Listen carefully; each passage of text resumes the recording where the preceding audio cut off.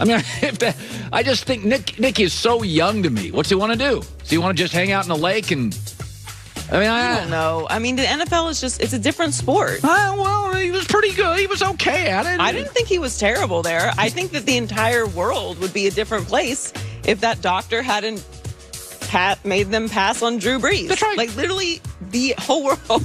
Like, you talk about butterfly effects of what's happened in the world since that doctor decided that Drew Brees wasn't capable of playing football anymore. College and pro football. Forever. Can you imagine Belichick and Brady have to face Saban twice a year with Drew Brees? Yeah.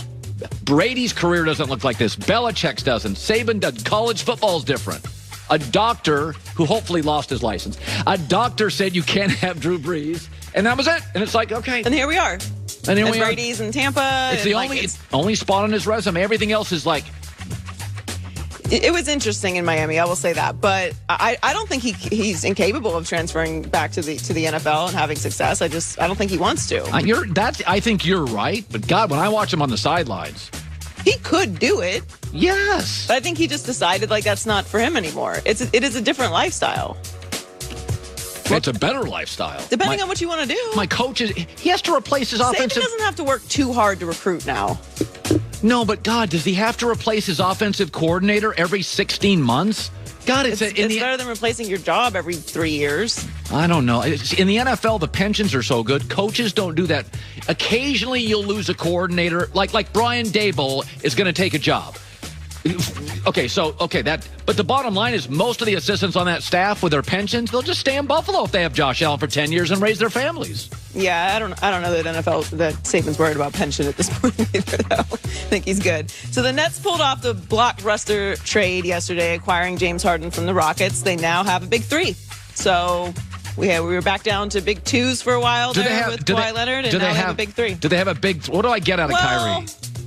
I don't know on paper, they have a big three. Right. Harden, Kevin Durant, and Kyrie Irving. And Anthony Davis is looking forward to see what they do together. He wants to play there. We'll see how it goes. I mean, KD and James play together in OKC. Then you add another guy, Kyrie. Lost some key players. Jared Allen, Karis LeVert, but they look good on paper, and we'll see, how it goes when those guys, get in between the lines and get a chance to play alongside each other. Well, we knew that even without Harden, they were going to be a very strong offensive team. Harden and Durant have combined to win 7 of the last 11 scoring titles in the NBA. So we know they can score, and they'll become the 5th pair of teammates in NBA history to play on the same team after winning multiple scoring titles. But Kyrie didn't love being a 2. Now he's going to be a 3. Correct. I just don't think, I don't know. I mean, I don't know where he's at mentally, and I'm not going to project that. I don't have any idea, but I just know as a basketball player, when he's on the floor, he's verbal, he's in control, and that's hard. So is James Harden. So I just think it's a weird chemistry play. I think chemistry is the biggest question because we've seen these teams come together before. Obviously, the Miami Heat is the biggest example of that.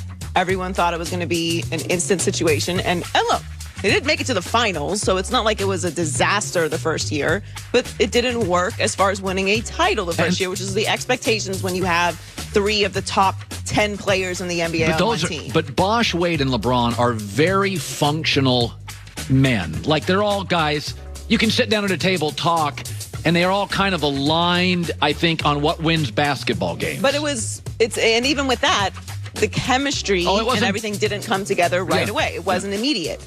This is the conversation. There were issues with Kyrie before Harden came. What happened in Houston was a disaster, and it's on Harden. You can say it's the organization, but everything that Harden wanted, he got. Like, we know that Harden ran the organization. You set the practice times. You made the schedule. Like, it was your organization, and it failed. So now you're with KD. To me, KD is the 1A. Like, he is the alpha in this situation. KD is the proven one by all stretch of everything. Player. He's the best player. It all has to come together, though, and that's going to take... And KD's got to make it come together. A lot of work. Yeah, a lot. And KD's got to spearhead that because he's the best player. There's no question about the talent. And he's got the titles. Yes. So while watching the Browns beat the Steelers Sunday, Chiefs receiver Sammy Watkins was tweeting about how shocked he was with the outcome of the game. And then when someone replied to him saying, looks like we've got some competition next week, Watkins dismissed it, saying, I wouldn't go that far. I wouldn't do that. The top-seeded Chiefs are a heavy favorite going into Sunday's game, but Baker shrugged off Watkins' criticism. I have no problem with it, to be honest with you, because if you don't have confidence, then you're not going to have success. And those guys have been doing it together for a few years now. They have a ton of confidence in each other. And so, I mean, it's just, people get mad when you put it out there as, your quote-unquote bulletin board material. But, I mean, I don't have a problem with it. It comes with the nature of this game. That you got to be confident. You got to know and believe in yourself. Yeah, we got to be careful making too much of a response to a tweet. Well, it wasn't a press conference. Yeah, it's not like it was a press conference. It's we're looking for anything. Like, this is a content world, so they're going to pay attention to it. And if you put it out there, people are going to make a bigger deal out of it than it really is. And look, to Baker's point, he probably does feel that way. They're a very good team. I think it's kind of crazy everyone's just writing them off. Like, I think they'll have a little bit of rust, but as we've seen throughout the years, they have no problem playing from behind. So even if they do get ahead, they still have Patrick Mahomes. I cannot wait to watch this game. I don't even know what the TV rating is going to be. Cleveland won 11 games, people. How are you a 10-point dog? So the Chiefs are a 10-point favorite over the Browns. And the line hasn't moved. That part I'm with you on. That I think is crazy. That I think is absolutely crazy. I don't get it. If for nothing else, because the Chiefs haven't blown out a team in a long time. They've still won, which is the important part. We know they're talented. But they haven't blown out a team, so the line is just it's crazy. And